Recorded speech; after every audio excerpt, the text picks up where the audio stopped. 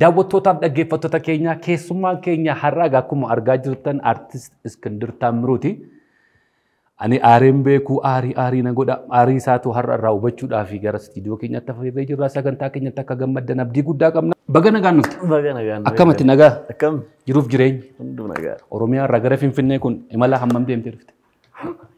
Galata waaqaa yeroo dheeraa fudhatee geenye. Ani aareen beekuu aarii na godha. Nama aaree jirtu boon fakkaatu rifeensi. Lakki kanuma baranaa sana dibadhe malee addaa ta'e. Namni aaree rifeensatu irraa dhumaa yookaan rifeensatu addaa ta'edha. Dhugaa afaroo jira. Dhugaadha. Adii ta'e malee hin dhumne illeeti gana. Maal aarte? Egaa ilmi dhiiraa xiiqii taarsaa ture. Xiiqii baay'ee jira. Isumatu aarii na godha gana. Waa'ee dammallaashi. Nakkuma jirutti ta'e. Yaa dammallaashi jalqabde moo shillalaashi. Numa shallalu. Egaa yeroo baay'ee biyya kana irratti kan hojjetu Oromoodha. Kan ittiin immoo maqaa fudhatu nama biraadha. Kanumatu aarii natti fide. Oromoonis injifannoo isaa dabarsee kenna yeroo baay'ee. Egaa ofirratti illee hin eegnu dhugaadha. Yeroo baay'ee nuti gootota keenyas erga isaan lubbuu darbanii booda eegna malee osoo isaan jiranuu eeggachuu waan hin dandeenyeef yeroo baay'ee kaantu ittiin faarfata beekta. Biyya kana keessatti garuu seenaa biyya kanaa gaafa laallu injifannoo Aduwaarraa kaasee haga ammaatti ture. Oromoon injifatee ka'eetu injifannoo isaa dabarsee kenna. Dhugaadha. Kana sirbaan mul'isuu keessatti wanti irratti hojjette. Egaa sirboota koo irratti nan dhadha. Fakkeenyaaf sirba koo gadhitti jedhu irratti goota Oromoon kanuma isaa ta'ullee hin beekne nama naannoo Wallaggaatti dhalate goota Itiyoo Sumaalee sana irratti Alii Barkii hin beekta. Alii Barkii. Nan fayyadama namoota akkanaa akka isaan erga du'ee boodadha keenya ta'uu isaayyuu kan namni bare. Yeroo inni lubbuun jirutti namni tokko gara laga xaafoo kanatti hin beekta hojii humnaa hojjetaa ture illeeti goonni akkanaa. Namoota akkanaa nan fayyadama sirba irratti. Sana qorattee dhuma fiddati. Dhugaadha. Warra biyya kanaaf aarsaa kaffalan. Dhugaadha. Oromoon immoo ittiin hin booni nafe. Sirbi kee kun kan jalqabaati? Sirbi jalqabaa kana miti. Sirbi koo jalqabaa bishaan baranaa jetti awudiyoo kan baate. Eeyyeeni yaa jarana anaaf moojikaa bishaan baranaa. Okay. Itti fuuf maal? Itti fuuf.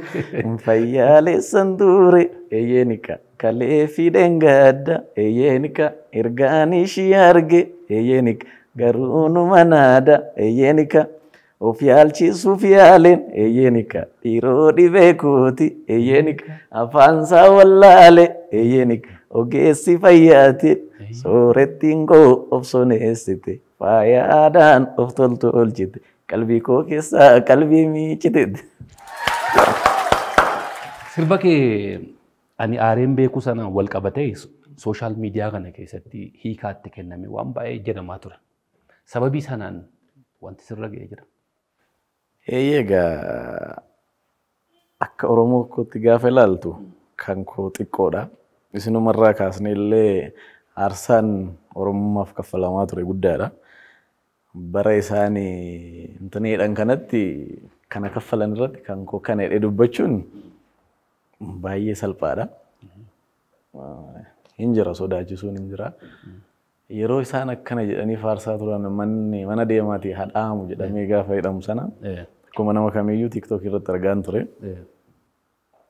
Halkan sana sa'a 8 irratti dhufanii mana dhagaa irratti reebanii mana dhagaadhaanii. Sanaan alagaa daandii irrattis hin jira. Sadarkaan dhaamuus hin jira. Garuu immoo akkuma sila siin jedhe namoonni itti wareegaman waan jiranuuf anarras ta'ee borus kan Oromoo koof Oromummaa koo xiqqeessuu dhufu lubbuun kooyyuu qophaa'aadha. Meelash godhimmaan immoo sirba keessa lammaffaadhamni isa kana fuuldura jiran. Inni sirba aadaati. Lash godhi xallaan naannoo Shawaa Kibba Lixaa kanatti aadaa jigii akkaataa ittiin namni daboo walii ba'ee wal gargaaru hamaa xaafii irratti sirbamudha. Sirba aadaati, sirba uummataati. Hamma garuu badeera. Akkaataan ittiin namni dhufee wal gargaaru sun badeera. Kun immoo baduunsaa dhiibbaa guddaa fidaa jira. Tokko namni ollaa waliin beeku, waliin jaallatu amma jaalalli badeera. aadaan sun jaalala fidaa, tokkummaa fidaa. Akkuma kilippii koo irratti argite sana jalqaba namichi nu dursaa abbaan qe'ee gidduu galeetu eebbifatu sana namichi sun kabajamaadha yoo guyyaa sanatti. Abbaan qe'ee. Ati ana beekta malee isaaniin beekuu dhiisuu dandeessa. Anatu si waammata fagoo irraa walitti dhufneetu guyyaa sana inni hin boqotaa hin ta'a nugusa jechuudha. Nutu haamaa fi sirna aadaati kuni aadaadhuma. Daboodha mini? Daboodha naannoo Shawaa Kibba Lixaa kanatti baay'inaan jira. Shawaa dhiyaa jettee mini? Shawaa Kibba Lixaa. Ati iyyuu nama achii natti fakkaachaa turte. Garuu booddana kana immoo akka nu baddetti ilma baddallee ta'edha. Dhugaadha. Sirbii sana gaafa sirbitu akka nama iddoo biraadhaa dhufeetti sirbeetti miti. Loqodii kee, jechooti kee akkaataan itti fayyadamtee akshinii achi keessatti mul'istu hundumtuunsaa nama aadaa sana keessatti guddate fakkaata. Hiccitii isaanitti. Hiccitiinsa waan biraa hin qabu. Ati jalqaba waanuma hojjetu tokko saba naannoo sana jiraatu kabajuudha. Yoo nama naannoo sana hin kabajda ta'e waan inni nyaatu hin nyaatta, waan inni haasa'u hin haasofta. Kanaaf iccitiin biraa hin qabu. Iccitiin jaalalumaaf kabaja. Achi guddattee achi jiraattee beektamoo achumarraa baddallee irraa baatee dhufte? Baddallee irraa akka tureera erga ba'ee baddallee irraa akka ba'een garuma Shawaa Kibba Lixaa kana keessan dhufee jireenya jalqabe. Kanumatti keessas jiraatee. Waggaa meeqa jiraattes? Waggaa 9, 10. As Finfinnee keessa immoo gara baadiyyaa jiraata? Lakki karuma sabbataa kanadha. Aadaa sana wajjin wal fudhattee hamma onaatti sirbite keessatti immoo sirba baddallee sirratti nagarre kan sirba Iluu Abbaa Booraa jechuudha. Maaliif? Jalqabuma iyyuu gaafa gara sirbaatti dhufu summii bara kanaa beektaa duriyyuu nan jibbaan. Ishii gandummaa jedhan kana. Ani sirba aadaa Oromoon duudhaa isaa safuu isaa sanan addunyaaf mul'isa jedhee tan ka'e malee ganaa gandaan qoodee eeggaadhe. Garuu albama koo amma haaraa hojjechaa jiru keessa godinaalee hundi kan Oromiyaa kan hammatee jira. Isaan keessa ittuma deemaa jira. Kana maaliifan siin jedheen amma namni akkaataa dhumatti guddatetti sirba ijoollummaadhaan dhagaa guddatte yeroo sirba baasuudhaaf jettu sana taphachuu barbaadda. Maaliif ijoollummaadhuma keetiin kan si keessa jiru jira kan ittiin guddatte lafa sirbal kan beektu sirbal kan jira sirbal kan gaafa dhattu lafa ximqataa gaafa dhattu waan sirbitu sanatu yooman kana uummata biraan ga'a jetta. Ati immoo sana miti amma achi dhufteetu bifa aaraa istaayilii aaraa jechi kee illee gaafa si keessaa ba'ullee akka nama dhufee shaakaletti otoo hin taane amma jechooti naannoo Iluu Abbaa Booraa Jimmaa keessatti dubbatamu wal fakkaata iddoo biraarraa illee adda iddoo tokko tokko jechoonni isaanii. Sana si keessatti nagar hammuman sirraa dhageetti malee ani ijoollee dhumaddanaatti jechuusise. Dhugaadha namni baay'ee akkanumeedha. Gaafa ani baddalleetti anna ladhee gaafa jiru kaanii hin fudhatu. Nama baay'ee. Egaa gaaffii keetti gaafa deebi'u dhugaadha namni kanuma ittiin guddate irraatu eegala. Haa ta'uti garuu akkuma sila siin jedhe ani afaanuma Oromoo kana ogummaa manaa kenname kanan xiqqoo ol siqsuudha malee gadi deebi'ee yookiin kan daa'imummaa maal kana miti. Kanaaf duraa duuba hin keenya waan tokkoyyuu ittan deema jedhee tan karoorfadhee ka'e malee tartiiba hin qoodne. Baay'ee bareedaadha. Jabaadhu. Kabiraammoo sirba erga yaadammallaashii jedhu sana booda sirba tokkos baastee turte. Sirbi sunii fi yaadammallaashiin walaloodhuma isaatu adda adda malee muuziqaansaa, riitimiinsaa, yeedaloonsaa hundumtuun tokko maaliif akkas ta'e inni duraanii suni waan uummata biratti sii dhaga'ameef sanarra nuu deebi'uuf immoo waan. Dhugaadha. Gaafuma ba'u sana shillalaa lakkoofsa lammaffaa'edha sirbichumtiyyuu. Shillalaa lakkoofsa lammatadha. Ergaansaas waan wal qabatedha. Kanaaf inni walitti aansee baasee sirba sana. Akkuma sirboota artistoota amma Daawitee Mokonnoon Yaasoolan inni jedhu suni lama qaba. Akkuma kana gochuudhaaf immoo saganticha. Ergaa inni qabus egaa sirba tokko gaafa baastu haala yeroo irratti hundoofteetu kan ergaas ittiin dabarfattu. Yeroon sunis ergaa sana barbaada waan ta'eef kanaaf inni irratti dabalee. Shillalaa lakkoofsa lama. Isa jalqabaa sanaan fixuu waan dadhabdeefitu kutaa lammaffaatti dabalatte. Ani immoo akkaataa sammuu koo keessa jirutti inni sirbi inni jalqabaa sun yeroo inni ba'ee biyya alaan ture baay'ee shubbisaa turre ittiin. Inni lammaaf sun waan siif nama biratti si dhageetti argateef ammas kanuma sana fakkaatu taphattee dha fudhachaa ture. Garuu ergaa keetti tokko keessatti amma akka dabalte akka sirbate giriffaa sa'aatii daqiiqaa 10 sirraa ta'a. Sirbi tokko kan taaneef iddoo lamatti addaan nu baaste. Shaggooyyeen inni booddana kanaa sirbi Jimmaa sunis baay'ee namatti tola.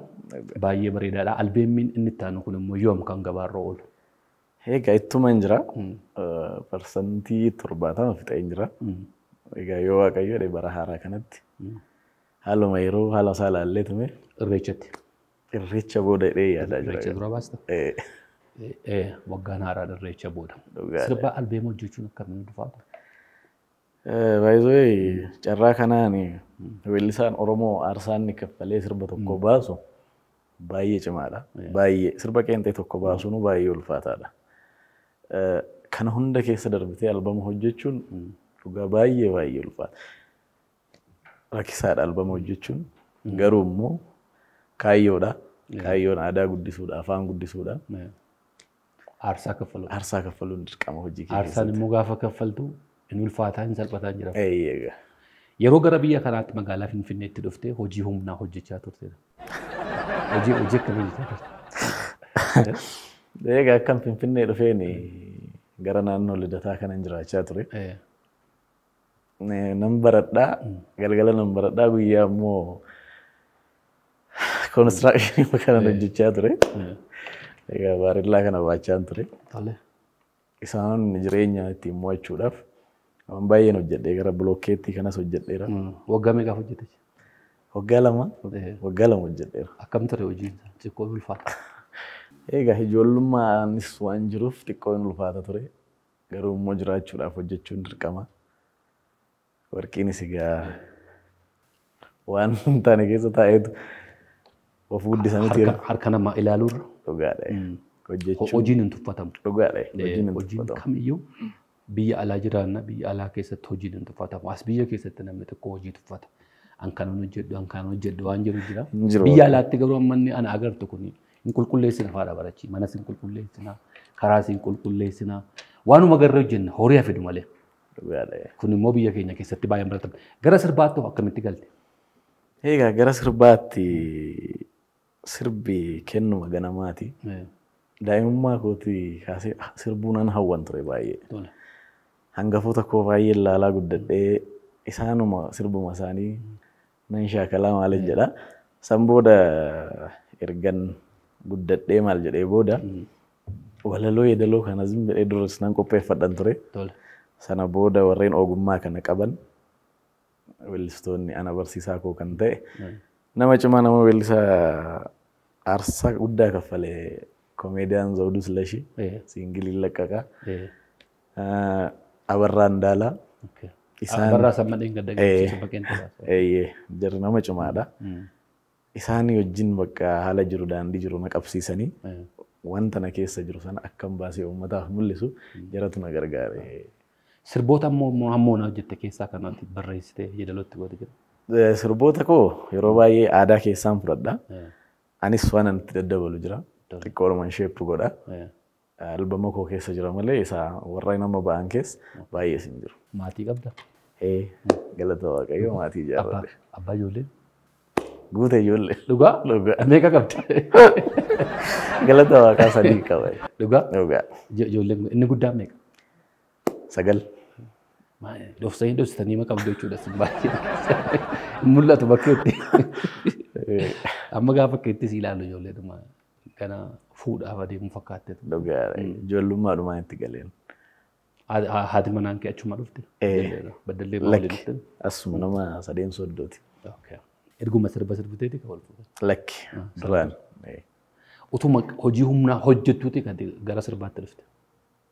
Isa boodadha lakki. Isa booda baradhee ergan hojii jalqabee san boodadha malee duraan miti. Duraan hawwisoo keessa turte? Hawwisoo hin seenne hawwisoo keessa hin jiru.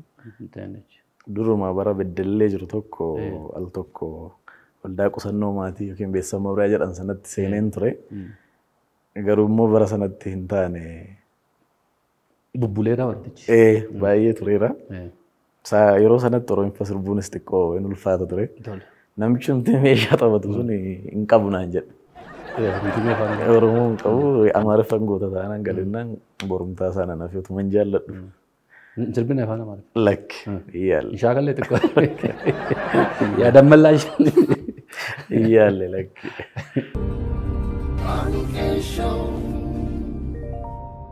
Daawwattootaaf dhaggeeffattoota keenya akkuma silatiin jedhe egaa keessummaan kiyya har'aa artist Iskindir Taammiruuti waltajjii qaanqee showutti isin affeerree gaaffiif deebii otoo hin taane mariirra jirra. Sagantaa keenyatti akka gammadaa jirtan abdii guddaa qabna. Sagantaa keenya ispoonsora gochuun daldala keessan beeksifachuu kan barbaadan lakkoofsa bilbilaa kanaan nu bilbilaa sagantaa keenya irratti hirmaachuu kan barbaadan nu bilbilaa. Akkasumas sagantaa keenya guyyaa har'aa kana ispoonsora gochuun kan nu cinaa dhaabbate Brighton Motors galataaf ulfina guddaa qabda. Iskee erga sirba jalqabde yeroo dheeraan turre yeroo gabaabduuma kana keessatti immoo carra qabeessati. Waltajjii guddaa irratti immoo hirmaattetta. Irreecha barreen gaddaa. Miiri uummataa sun maal sitti fakkaata ture? Dhugaa dubbachuuf baay'ee ulfaata. Anaaf isteejii sana koruun iyyuu baay'ee natti ulfaatee ture. Miira lama hin qaban ture. Tokko gootan jaalladhu. Goonni Oromoo tokko goonni keenya Haceen waltajjii sana irratti akka inni ittiin garmaamu isatu fuuldura koo dhufe. Gaafa inni waltajjiitti gadi bu'u baay'ina uummata akkanatti argee hin beeku. Oromoon karaa hunda walitti dhufee gaafa akkas baay'atu xiqqoo si rifachiisa. Haa ta'uutii garuu anis gammadee uummatas bohaarsee haala gaariidhaan haala bareedaan. Waltajjii irratti garuu gaafa sirbitu nama yeroo dhiyoo jalqabe hin fakkaattu. Nama yeroo dheeraadhaaf sirba keessa ture fakkaata.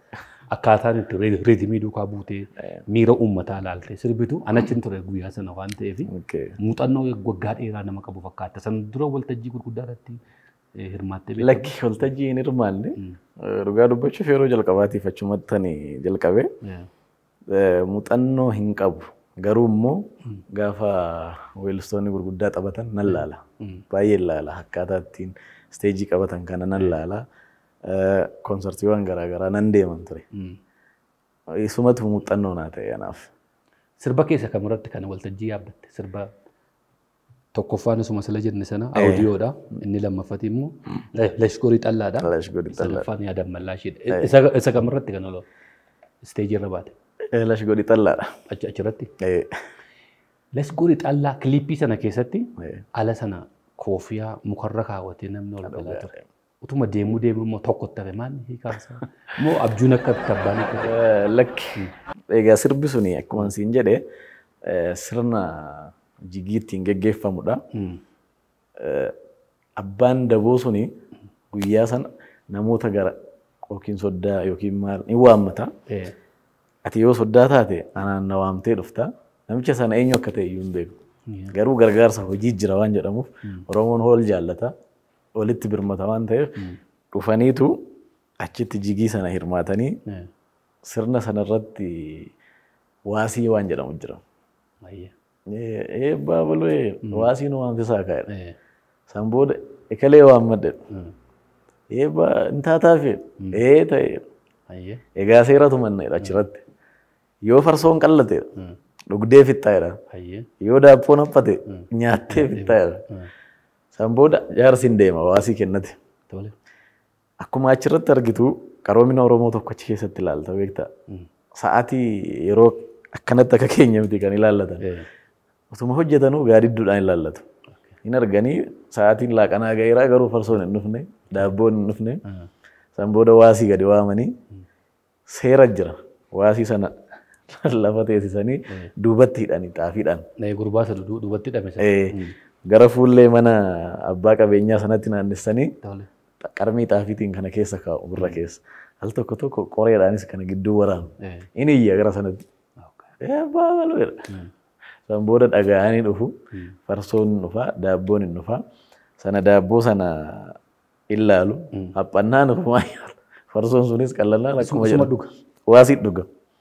San booda fixneetu gaa erga fixnee gallee booda waasiin kun guyyaa guutuudha. Waasii saree kan jedhamus jira.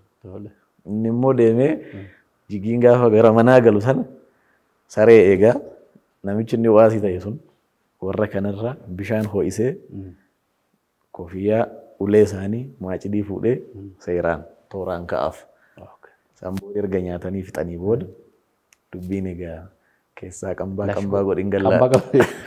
Qambaa. Iseen bakkee sunoo isheen gurbatittiin alaa jeexxu wayii dhufanii gidduu galan. Inni dammallaashi irratti. Dammallaashi irratti. Inni shillala irratti isa gaa sirboota. Keessumummaa dhufe mana namaa. Dhugaadha. Sirboota koo irratti yeroo baay'ee anumatu daayireekt godhata. Suni egaa lash godhi xallaa irratti namoota amma argite sanatu achi jira. Oromoon saba guddaadha. Waan haammate sana immoo galata galfata beektaa. Kunoo callaan naamtan sun kana ta'eera kottaa nyaadhaa jedheetu waammate. Paartitu. Gaafa waammatee achitti uummanni wal ga'u sana gidduutuma taphachaa jirru kara deemaa wayii dhufe gama. Kara deemaan sun hin dhufe bishaan jedhee lakki noor jedhuun yoo agarte. Bakkuma ta'anii ka'anii teessisanii dubbiima baranaa kanan nutti ta'e. Ofumaa nyaatee egaa kana keessatti waan an dabarsuu barbaade tokko tallee dargaggeessa akka kootii kanaaf walaammatanii gaafa sirbuuf jedhanu nanaammatin jedhee tolu. Inni keessummaa. Inni fataa innumti keenya. Inni fataa keessummaan kana arge qaawwaa baname kana arge qaawwaa sana keessaan hin seene hin jeequ jalqabe abbootiin ta'anii jiru. Egaa yaada mallaashii jammartee immoo shillalaashii achumatti ka'ee. Hiikaa guddaa qaba. Dhugaadha. Galatoom baay'ee ulfaadhu. Mudannoon erga gara sirbaatti dhufte mudannoon addaa kan si mudate jira. Mudannoo addaa baay'ee jira. Kan barumsa namaaf ta'u kan waan irraa baran. Mudannoon akkana barumsa ta'ullee baay'ee sin jiru nama kolfisiisuuf malee wanti biraa hin jiru. Guyyaa tokko artiistuma Zawuduu Silashii wajjin bakka wayii deemaa jirra. Steejiin koree namatu. Koree moo kufe? Lakki steejii koree tanuu sirbuu eegale. Ani bilbila fuudhee tan seene beektaa. Gaafa bu'u bilbilli sun hin jiru kiisii koo keessa. Abbaa fuudhee sin beeku. Yeroo baay'ee bakka isumatu anaaf mudannoo cimaa natti ta'e ergasii qullaan galaa. Silaasa kan si badhaasuu qabanis hin badhaafamanii booni. Kana mudannoon kun. Yeroo dhiyootti gaa maal sirraa jenna maal sirboota akkuma silasiin jenne erga dammallaash sana booddee paartituun beera kan jimmaa beera shaggoyyee beera inni taanu albeemuma guutuudhaan qeeqeen ta'enna. Egaa inni haaluma yerootti ilaalla akkuma sila dubbanne albama kana hojjechuun baay'ee cimaadha. Aarsaa guddaa barbaada. Yeroo baay'ee immoo carraa'uma kanaan kanan ibsuu barbaadu nuti Oromoodhumaaf hojjenna aadaa keenya guddisuuf hojjenna. Nuti dandeettii qabna malee yeroo baay'ee maallaqa hin qabnu. Dhaabbattoonni Oromoo tokko yoo namni biraa deeme hin gargaaru beektaa. Yoo weellisaan keenya deemu immoo hin deddeebisu. Sila akka baay'ina keenyaatti dhugaa dubbachuuf akka biyyaatti miti akka addunyaatti waan bareedaa hojjechuu dandeenya ture utuu wal gargaarre. Kanaaf xiqqoo hojii isin hojjettaa maallaqa ittiin argattu sana immoo albamuma kee deemtee ittiin xumurta malee wanti adda ta'e wanti gargaarsi waan hin jirreef kana sana ittiin murteessuun xiqqoon ulfaata haala amma jiruun. Garuu immoo yoo Waaqayyo jedhe albama ammatti xumuraa jiru kan ishii xumuree irreechaaf garuu aadaa miidhagaa naannoo tokko irra buusee ta'e. Ammoo naatti hojii hojjette keessatti gargaarsa qaamumti sii godhan jira jechuudha. Gargaarsa otoo hin taane ispoonsara yoo jennee bareedaadha. Dhugaa dubbachuu fi ani hin jiru gaafadhee dhabeera. Garuu carraa kanaan kanan galateeffadhu sababni gammachiisu Barikoo Entertainment akkan abdiin kun akkan duubatti hin deebin maallaqaanis yaadaanis ishiitu na gargaare yeroo baay'ee. Malee dhaabbanni. Kana maal gochan beektaa gara fuula duraatti amma sagantaan nuti yeroo baay'ee artistii irratti hin xiyyeeffadha. Hundumtuun artistii Oromoo qeequu mataa keessa gadda'u malee artistiin Oromoo sun aarsaa inni kaffalaa jiru maal keessa akka inni darbaa jiru namni keenya baay'een isin hubatan abbootiin qabeenyaas ta'e dhaabbati tokko artistoota Oromoon gargaaran kana yeroo baay'ee maqaa isaanii utuu hin saalfannee bira darbuu keessa cabsinee dubbachuu qabna. Maaliif kan uummati baruu qaba. Oromoo irraa daldalaa, Oromoo irraa argachaa, qabeenya Oromootiin jiraachaa saba biraa kan isaan beeksisa tokko iyyuu yoo agarte taate afaan biraatiin hojjetaniitu lafa afaan Oromootiin immoo sagalee jala kaa'anii warra gagallakkisattu jira. Warra kana miidiyaan keenya maqa tureessuu otoo hin taane waan sirriitti dhaabbata warra Oromoo cinaa dhaabbatanii fi artistoota Oromoo keenya cinaa warra hin dhaabbanne kana sirriitti gadi baafnee dubbanne uummata akka inni baru goona. Gara fuula duraatti sagantaa kana maaliif namni hundumtuun waan si keessa jiru kana artistoota biraa keessa jira. Anis waan an beeku nan qaba waan ta'eef hundi kun walitti dhufneetu gara fuula duraa uummata Oromoo biraan geenya. Uummanni Oromoo sana booddee haa murteessu. Jara kana wajjin daldala, jara kanarraa biizinesiin hojjedha kan jedhu Oromootu murteessu. Nuti hojjedha hin hojjetinaatu hin taane. Jarri kun artii Oromoo cinaa dhaabbachaa hin jirani. Artistii Oromoo deddeebisaa jiru. Baankii haa ta'uu, dhaabbata dhuunfaa haa ta'uu, waan barbaade haa ta'uu gara fuula duraatti wanta kana sirriitti irraa dubbanna. Baay'ee galatoomi. Ergaa dargaggootaaf qabdummoo yoo jiraate dargaggoota akka keetii kanaaf nu dabarsite sagantaa keenya gara goolabuu jala gahaa jirra. Egaa inni dura hunda dursa kanan jechuu barbaadu dargaggeessis dargaggeettiinis hundi keenya barri kun bara ulfaataadha. Bara tokkummaa barbaadudha. Bara nuti Oromoon sirna ittiin bullu safuus maalis hin qabna. Hamma summii amma dhufte kana gandummaa ishee jettu kan of keessaa baasnee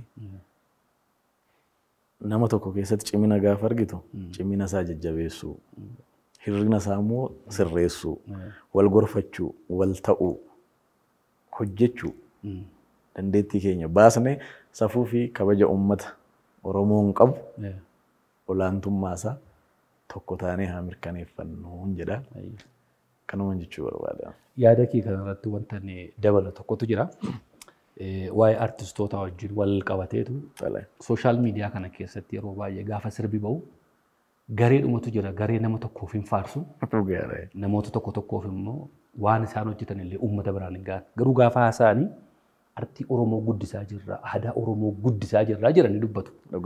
Namni isaan gargaaran garuu nama ofii itti siqaniif nama benefitii wayiirraa argatan malee artistoota achi ol guguddatan warra keetiif achi ol dhufaa jiran baay'ee isaanii sagantaa isaan hojjetan kan keellee hin cabsee ba'e utuu hin jaallatinitu utuu hin fedhinitu dhaggeeffate inni kan waan akkasii kanas waanuma sila kana wajjin walitti finneetu warra amma aktivistii ofiin jedhee miidiyaa kana keessa an sagalee guddaan qaba waa geeddaruun qaba jedhanii olola oofanii artistoota kana addaan bobo'an isa kaaniif dibbee guddaa godhuuf sagalee guddaadhaan afarsu. Isa kaan immoo hojii bareedaatu manni godhu hin maxxansaniif. Kanas wanta sirra geetu jira waan ta'eef gara fuula duraatti waan akkasii kanarraan dubbanna.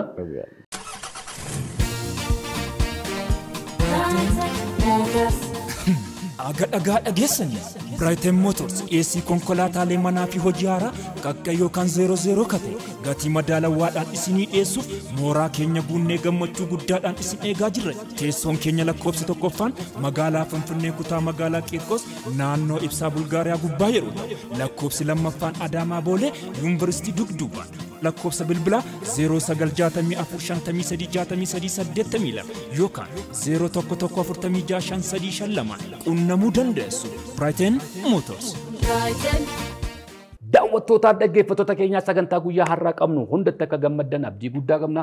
Waan nu daawwattaniif baay'ee galatoomaa. Warri YouTubeetiin nu daawwattan ergaa keenya sheerii gochuu hin dagatinaa isiniin jenna. YouTube chaanaalii keenyas sabiskiraayipii godhaa. Iskee keenya baay'ee galatoomii. Ulfaadhatillee. Nagaa.